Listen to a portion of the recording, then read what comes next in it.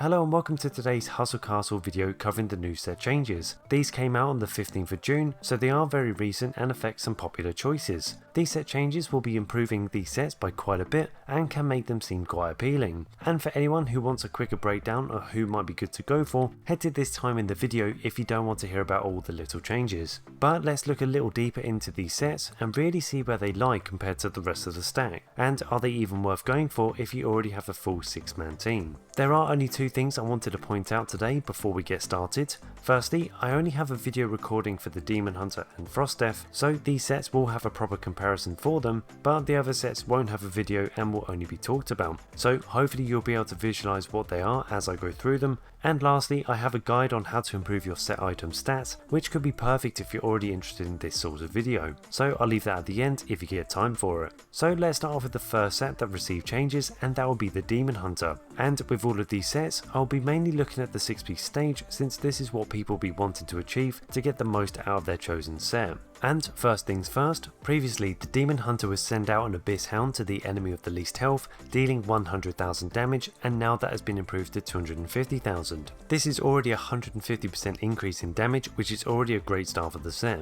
Next, the Demon Hunter will send out an Abyss Warhound with the new 500,000 health and 80,000 damage per second, whereas before the health would have ranged anywhere between 304 to 354,000 health and dealing 75,000 damage per second. These changes are more about the increase in health to the Abyss Warhound than anything else. The last change comes to the Furious Abyss Hound, which starts at the beginning of battle, and this new hound now has 1 million health compared to the maximum 804,000 before, and this hound now deals an additional 10,000 more per second. Now after all of these changes, this makes the Demon Hunter a much better fighter to have in your team. At least at the 6-piece stage, the Hunter will be spawning a Furious Abyss Hound at the beginning of battle with more health than most, if not all fighters on the battlefield, until you start facing enemies around the 30 million plus stage. So these improvements make the Demon Hunter a much better choice to be looking at, especially if you care about winning PvPs. The next set we'll be looking at will be the Storm. This set has mainly received a boost to its health and initial amount of damage. Starting off, the health has been increased from 175,000 to the new 250, and when the Storm is using its shield, the enemy used to take 22,000 damage for hitting the shield, but now it takes a massive 150,000 damage, and this can happen every 8 seconds. So already this has made the Storm a much better set for using at the full 6-piece stage and being used at the front line. The only other two major changes are to do with the next 3 attacks after the shield has been activated. The fighter now deals an extra 150,000 damage for the next 3 hits, which was changed from the original 60,000. So again, that's a huge boost in damage to the set that really needed it.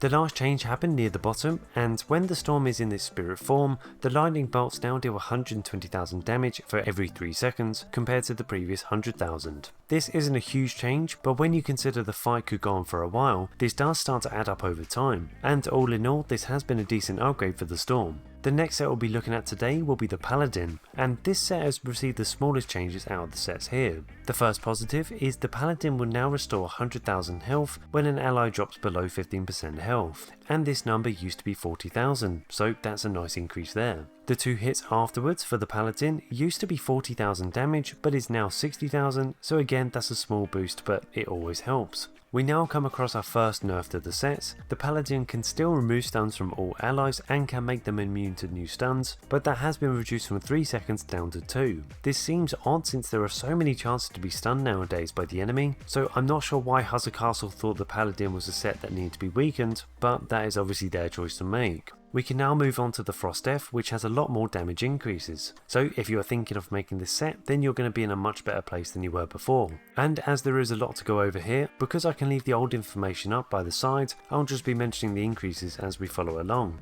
The 3 spikes has now been increased to 200,000 damage, which is already twice as much, so that's a great start. The frostbitten enemies hit by the spikes also take 40% more damage instead of the previous 30, and their attack speed gets slowed by 75% until they have used 2 attacks each. So already the Frostdeath deals more damage, makes the enemies hit take more damage, and their attack speed dramatically decreased. Then once in a while the damage is increased to 80,000 and the Frostdeath still heals for 140% of that damage done, so again there's some great self-healing there. And lastly comes from the main ability at the bottom, all enemies lose 100,000 health over 3.3 seconds instead of the previous 66,000. The great thing is, half of that damage will again be released as damage to the Frostdeath's target. This all means you'll want the Frostdeath to have as much health as possible, and it almost begs the question, do you even need to have a good weapon to make this set any good, when most of its damage comes from its abilities? Now we're almost done talking about the sets, and I know I need to cover one more since I don't know what they mean when they say destroyer, but we'll only quickly check out the Necromancer's main king before I give you my roundup and what changes I think they should do next. The Necromancer has a few changes, but not a lot that makes them overpowered. But looking at the main ability, on the Necromancer's death, they turn into the King of the Dead and spawn behind the enemy, and this king has a massive increase in health from the 304,000 to the new 800,000. This is already going to give the king a huge boost, especially when you're fighting people below 20 million in power, and the king has had a slight increase in damage per second from 20,000 to 25. Unfortunately, that isn't a very big increase in damage, so it's mainly going to be their health that's the bonus for them.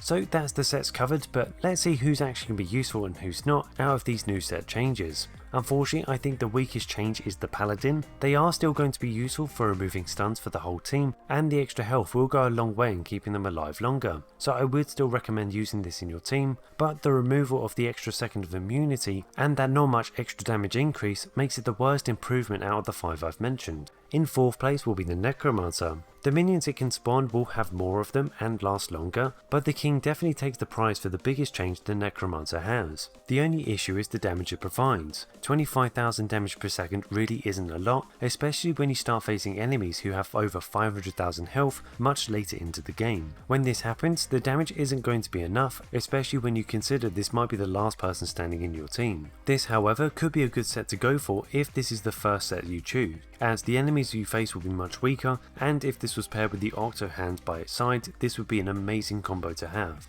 In 3rd place would be the Demon Hunter. The Demon Hunter's minions receive some big changes when it comes to their health, but not really when it comes to damage. It overtakes the Necromancer because the Demon Hunter can spawn in its Furious Abyss Hounds straight away, with more health than the King of the Dead and deal way more damage. The one caveat to the Demon Hunter though is this set won't be very good for Clan Wars since the main hounds can only be spawned once, at least that's what I believe because the battles there are continuous, but that is said without proper testing. This however will make an amazing PvP fighter, and that's because even if the Demon Hunter dies extremely early on, you know that the main hounds will be out there fighting on your side with all that increased health and damage. In 2nd place will be the Storm. The increase in the Storm's health is going to be very useful, and the damage it deals when enemies hit the shield is very high, but to make this an absolute set to go for, they should decrease the cooldown on when the enemies could take damage down to 5 seconds instead of 8, and the last ability's damage in spirit form should be increased up to 150,000 to really make it seem dangerous not to end the game early if the enemy Storm was to die early in battle.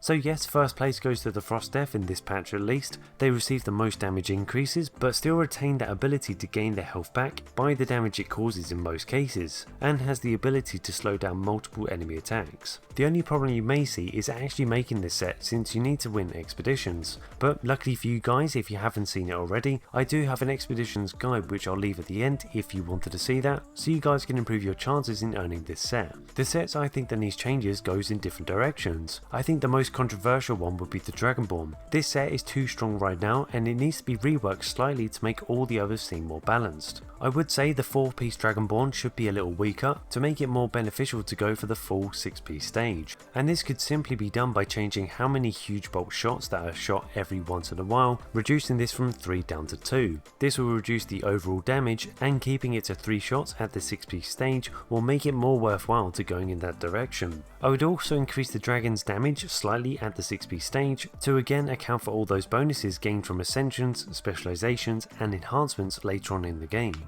I think the Blade King and Nameless King also need their stats increased across the board. It does look like they have a lot to offer when you look at their stats, but when I compare both to the Annihilator, which is a much easier set to obtain, they only pulled ahead of the Annihilator by about 10 to 15%, which really isn't enough when you consider these to be a premium set. The last set that should be reworked is the Priest. You don't really see many people using this, and I know it seems underwhelming, so they should add some statistic to this to apply a shield to 2 random allies to make this seem more useful as guys are set to go for. Plus at the 6-piece stage, the 10,000 health restored to the lowest ally is just nothing nowadays when you consider the strong late game sets. So this should be at least increased to 20,000 if not more to make it seem more appropriate. And that's everything covered today. It'll be awesome to know what sets you think that need some changes to make them more appealing, and what do you think about the Dragonborn? Should be left to how it is because so many people are using it, or do you think it should be nerfed as well considering it's dealing so much damage to enemy teams? It'll be great reading your comments, so make sure you leave them below, and make sure to check out this expedition guide to start winning those camels.